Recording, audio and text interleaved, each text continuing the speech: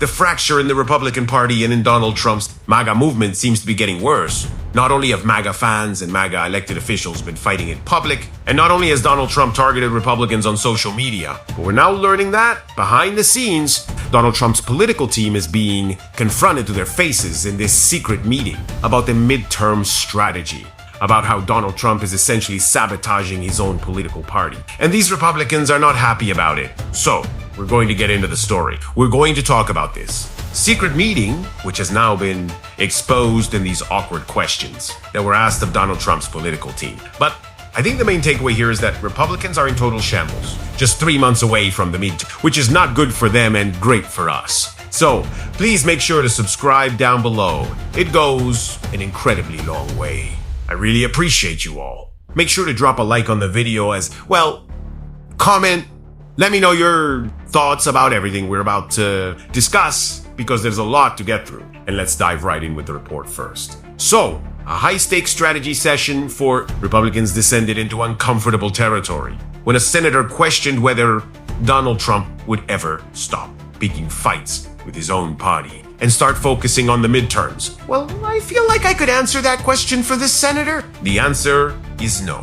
I mean, Donald Trump has been in politics for 10 years. You don't think these Republicans have caught on yet? They haven't gotten there. They haven't learned who Donald Trump is yet. The answer is no. He only cares about himself and nobody else. And so the idea that he's going to stop beefing with Republicans who he thinks are disloyal to him and focus on the Democrats and be a laser-focused man on the messaging is just not going to come to fruition. I hope they know that. The confrontation unfolded during a closed door briefing on midterm messaging and affordability, hosted by political operatives James Blair, Alex Lapp, and pollster Tony Fizio. According to reporting from Politico's Playbook, Senator Steve Daines cornered Trump's team, demanding to know when the president would finally pivot from bashing fellow Republicans to targeting political opponents. The Montana lawmakers' question captured a growing panic inside the Republican Party, where lawmakers are privately exacerbated by Trump's relentless feuds with other members of his party, even as vulnerable Democrats escape his wrath. Once again, what did they think they were signing up for? Did they think they were signing up for a normal politician? A rational person who actually cares about making the country better and would care about improving their party? No, that's never been Donald Trump. Where have these people been?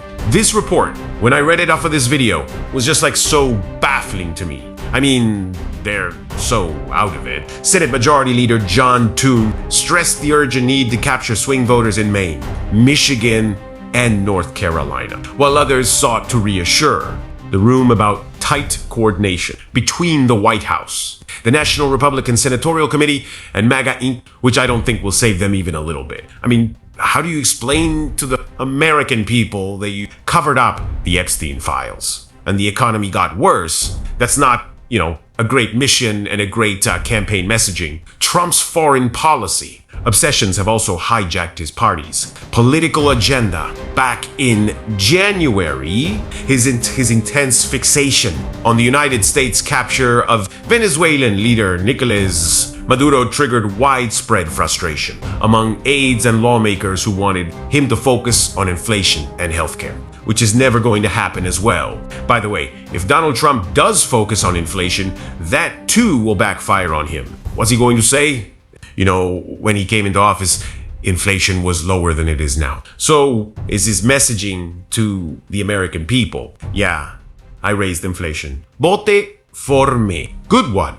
Donald Duck, White House Chief of Staff Susie Wiles, her then Deputy James Blair, who took a leave of absence to work on Trump's operation, and Vice President J.D. Vance repeatedly had to steer internal meetings back to domestic concerns. And this is James Blair, who, by the way, I've beefed with on Twitter multiple times. He's a bad guy. He's just a bad guy. Months later, Trump has swapped Venezuela for the Iran war, and voters are punishing Republicans for the fallout. A fresh Reuters poll shows 37% of registered voters now trust Democrats to handle the economy compared to 36% for Republicans, marking the first time Democrats have led on economic stewardship since May of 2017.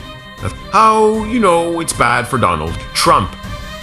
And remember, The 2080 midterms did not go well for the Republicans whatsoever. And look, I have to be honest with you folks. I understand why these Republicans are frustrated and confronting Donald Trump's team behind the scenes on like what they're planning to do for the midterms, because with any of them, anybody that tries to get the operation back on track, Donald Trump just attacks them and humiliates them in public. Like, for example, let me give you a prime example of why we should never trust a Republican and why they're all cowards and spineless. What you're looking at on your screen. This is Senator Tom Tillis, a Republican from North Carolina. He's retiring, so he has nothing to lose. He could stand up to Donald Trump at every opportunity, which he should be doing, and he's not. So recently, he said he will not vote with Todd Blanche to give him the nomination or to give him the seat as attorney. This is what he said in public. Made a final decision. Final decision. But Mr. Blanche said very quickly yesterday that he would meet with the victims, the Epstein victims, today, if it could be arranged. Well, right now, the markup, if you all don't know procedure here, after this hearing is done today, next week we'll hold it over. The earliest possible markup would be 2 weeks from now. And because it seemed to me that Mr. Blanche was willing to say that he would meet with them and counsel, I understand the restriction, the counsel has to be present. I expect that meeting to occur before I'm willing to vote out of this committee. And I'm trying to get to yes. But this is a very important part of getting to yes. So that's what Tom Tillis is saying that, hey, Todd Blanche, he's got to meet with the Epstein victims before I give him a yes, which is, by the way, an okay position for the Republicans to take. I don't think any of them should be voting for Todd Blanche. But if he's going to take this position, that's better than just voting for him outright. You know what I mean? It's better than nothing, I guess, is the better turn of phrase to use in this scenario. But what happened to Tom Tillis? Well, it seems like he got a call from the White House, because now what is Tom Tillis saying? What is he saying on TV? He's actually now praising Todd Blanche's handling of the Epstein files, if you can even believe it, which you can, because all of these Republicans are incredibly spineless. We know that, but this is what he's saying. Senator Tillis, you have been critical of Secretary of Defense Pete Hegseth and his conduct with the war in Iran, and the United States is facing a critical weapons shortfall. You've said that you regret your vote for Hegseth, and now you're faced with a similar choice when it comes to Todd Blanche, despite your misgivings. Epstein victims were not satisfied by the meeting that they held with Todd Blanche, and they said that it was just to check the box. Are you satisfied with how Blanche has handled the Epstein investigation?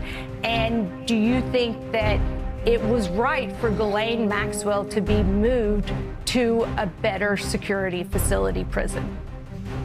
You know, since the Epstein revelation started in 2000, 2007, 2008, I haven't been satisfied with the Obama administration, Trump's first administration, the Biden administration, or this administration. I've been calling for releasing all the files since the revelations came forward.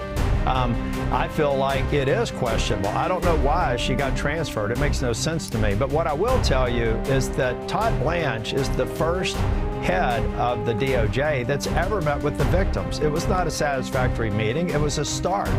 And he agreed to meet with them on the day that he was doing the hearing before the Judiciary Committee. So again, there's no attorney general since this issue has come up under 3 different administrations that's ever met with the victims. I'm sorry, is that the bar now?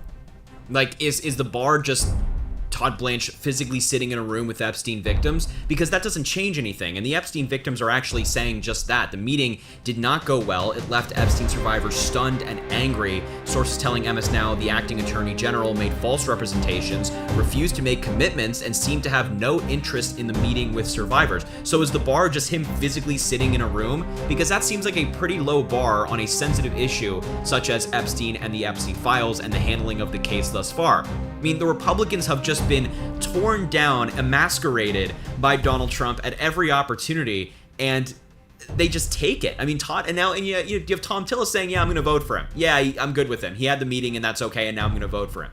So of course these Republicans are frustrated behind the scenes. What about Senator John Cornyn in a similar boat? He lost his primary, and now he's saying, just openly admitting, there's nothing we can do to rein in the president. Yes, this is a real quote. I was saying as recently as yesterday, he likes the idea of this fund. He wants to find some way to pay these people. Does that concern you as someone who's tried to fight against getting this anti-weaponization fund in place? Well, there's nothing we could do to rein in the president when he said he likes the fund and he wishes it still exists, but the fact of the matter, it's dead. And that's all we could do under these circumstances. See you. Wow. No reining in the president of the United States.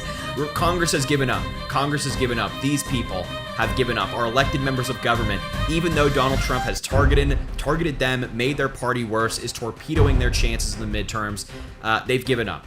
But the good news is, not everybody.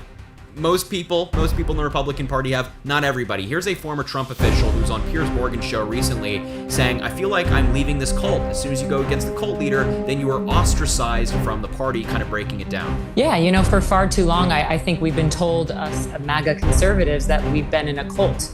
And I sort of feel like I am leaving this cult, because as soon as you think for yourself and have common sense and question the narrative, you're ostracized. Look at Tucker Carlson, look at Thomas Massey, look at Marjorie Taylor Greene, look at Candace Owens, look at myself.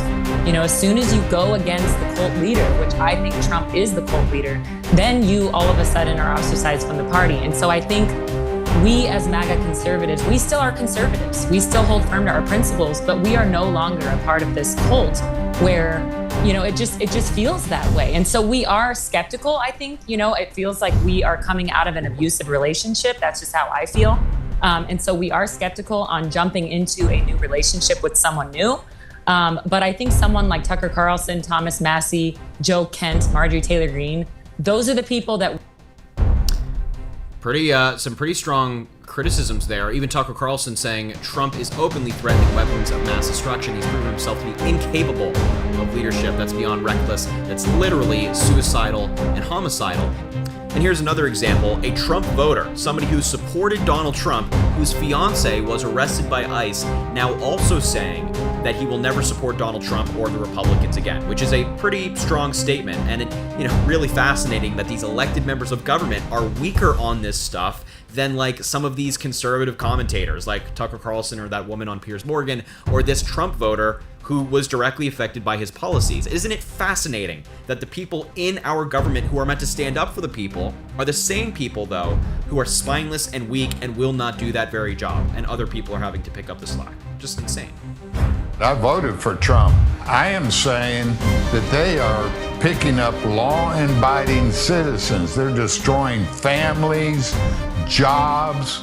John Gannon is a 75-year-old businessman and lifelong Republican who supported President Trump in 2024.